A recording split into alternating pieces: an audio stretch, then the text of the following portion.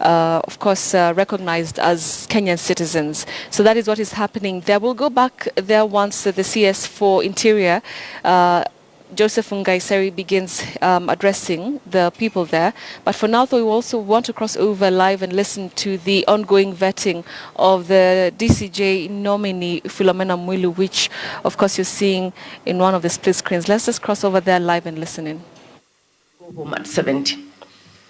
How they handled the matter, the last just before you go on, there is just a small part about yourself, because you will not have attained 70 years.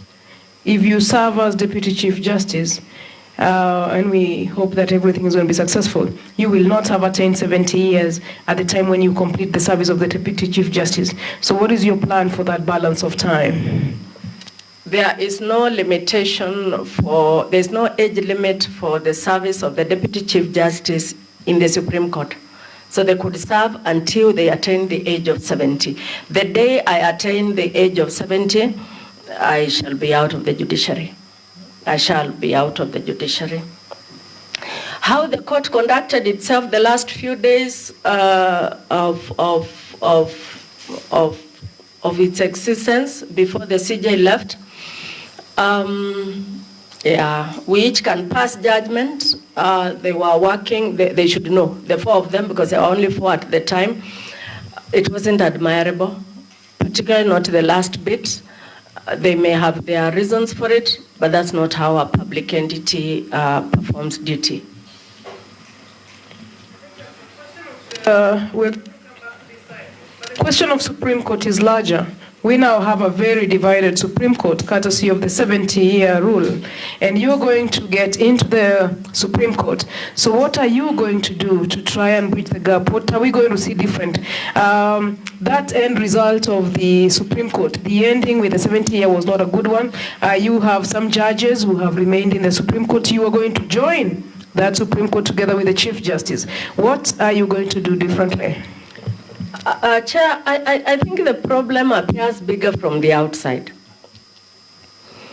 Judges are very close to each other, by the way.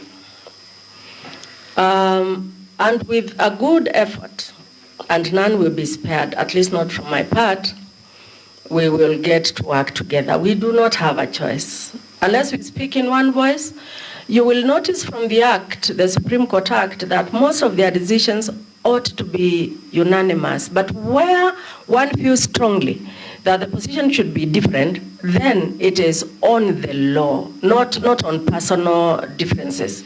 Now, what happened last time, and we collected this even from our interviews, was a disconnect in their personal relations, really, and not ideological differences.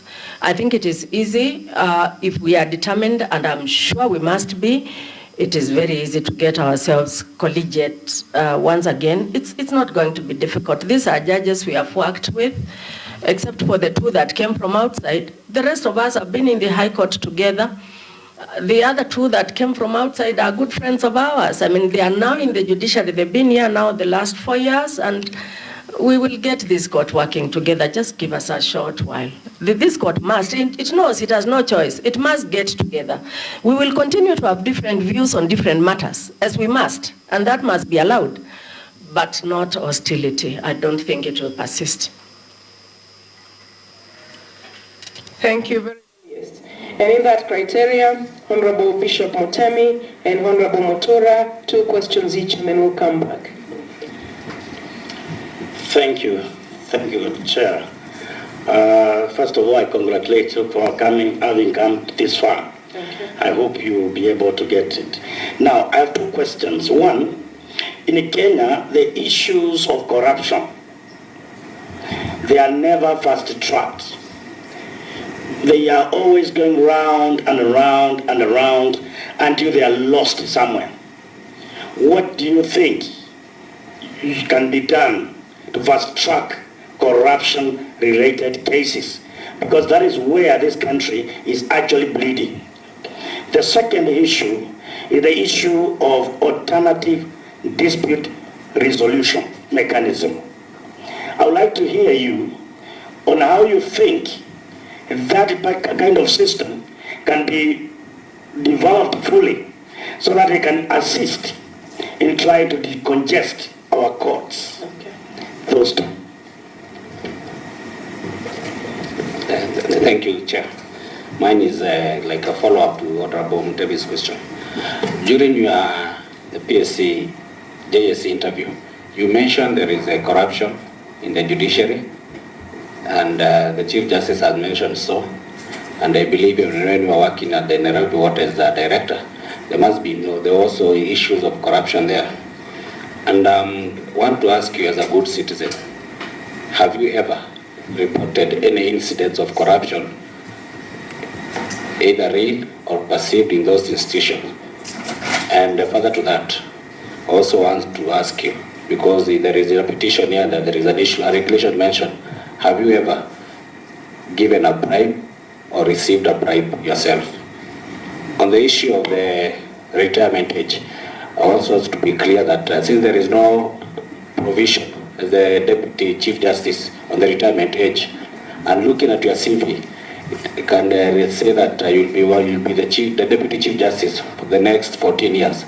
Don't you consider that a long time, that you will have done all your, or whatever the transformation you want, so that you can retire much earlier, so that you can also have another Kenyan get in that coveted position? Thank you very much. I think, Judge, we answered that set of questions. Thank you, Chair. Can the hearing of corruption cases be fast-tracked? Yes, they can. We have started by creating specific corruption courts, both in the High Court and in the magistracy. And I am aware myself, mine is to support now that the direction that they be had on a day-to-day basis, we forget the past, we move on from here, that corruption cases be had on a day-to-day basis, so that they are determined either way. I think we are on course. We have shown the willingness to do so. We have created the courts. We have increased the number of magistrates to do so. We have created a specific division to hear corruption cases in the High Court. I think it is now possible, and I will ensure myself, once you give me this opportunity, that those cases are heard on a day basis, and we do actual supervision as to the speed of determining these corruption cases. Of course, they hurt both the economy of the country and at a personal level. Alternative dispute resolution mechanisms, we've already started this, and they are working well in the family and the commercial divisions of the courts in Nairobi. But we're going to spread this, and this is where I come in, we're going to spread this to all the courts in the country. Let me mention here that that's going too far. Quite a number of the cases filed in courts need never have gotten there. They could have been resolved before they got to court. But even those that have gotten to court and tempers have since cooled can actually be determined by arbitration mediation. If people are forced to sit down and discuss their matters under some guidance of a mediator, these matters are quickly resolved and they get out of the usual judicial system.